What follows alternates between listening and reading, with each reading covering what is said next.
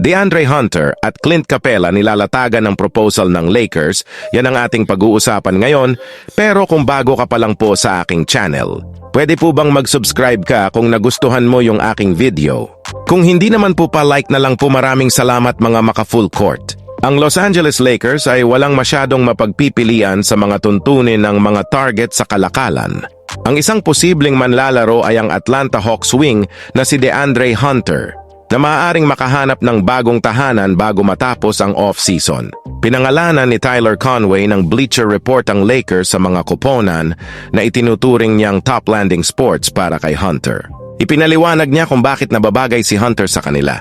Hindi biglang babaguhin ni Hunter ang kanilang championship trajectory, ngunit siya ay isang malapit na perpektong akma sa perimeter. Habang si Trae Young ay isang stellar passer at ginagawang mas madali ang buhay ni Hunter, hindi siya kailanman nakipaglaro sa isang player na may gravity ni LeBron James. Ang 3-point percentage ng veterano ay maaaring umakyat hanggang sa 40% mark kung napadpad siya sa Los Angeles, isinulat ni Conway sa isang kwento noong Agosto 11. Ipinaliwanag din ni Conway na ang mga koponan ay mas maingat sa kanilang pera dahil sa bagong CBA. Dahil diyan, baka si Hunter ang pinakamagaling na asahan nila.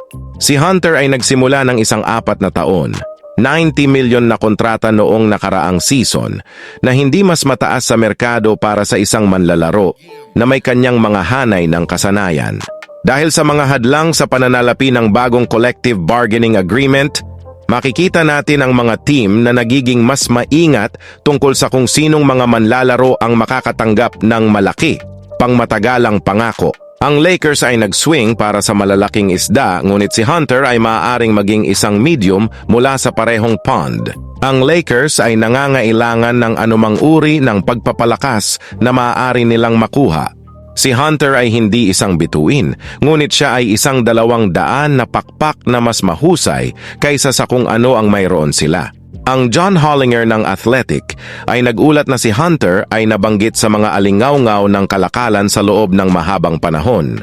Gayunpaman, ang problema ay ang Hawks ay hindi makakakuha ng anumang magandang kapalit para sa kanya. Ang mga alingaw-ngaw ni na Clint Capela at DeAndre Hunter ay nananatili sa loob ng maraming edad.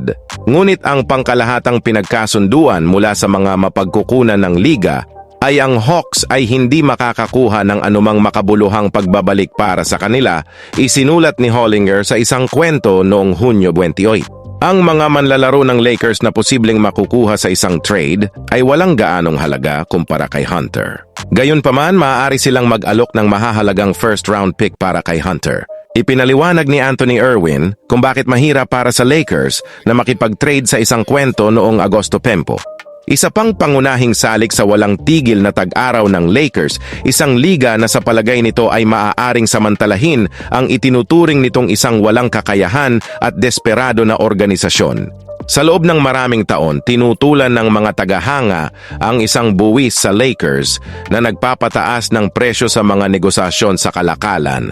Bagamat talagang hindi gusto ng mga koponan na tulungan ng Lakers kung maiiwasan nila ito, sinasabi ng mga pinagmumulan ng liga na ang focus ay higit sa pagkuha ng Lakers na magbayad ng may pag-unawa sa kalaunan ay kailangan ni Pelinka na iligtas ang kanyang trabaho sa ilang uri ng paglipat. Dapat isaalang-alang ng Lakers kung sulit na bayaran si Hunter o ay save ang kanilang mga asset pagkatapos magretiro si LeBron. Ang Lakers ay technical na makakasama muli kay Hunter kung ipinagpalit nila ito para sa kanya. Binuhat nila siya ng number 4 picks sa 2019 NBA Draft. Gayunpaman, isinama nila ang kanyang mga karapatan sa draft sa kalakalan ng Anthony Davis. Pagkatapos ay ipinagpalit siya ng New Orleans Pelicans sa Hawks ng gabi ring iyon. Si Hunter ay isang solidong manlalaro mula noong dumating sa NBA. Gayunpaman, hindi siya nagpakita ng anumang indikasyon na gagawa siya ng isang all-star team. Sa kung ano ang ibinayad sa kanya ng Hawks, siya ay solid value para sa skill set.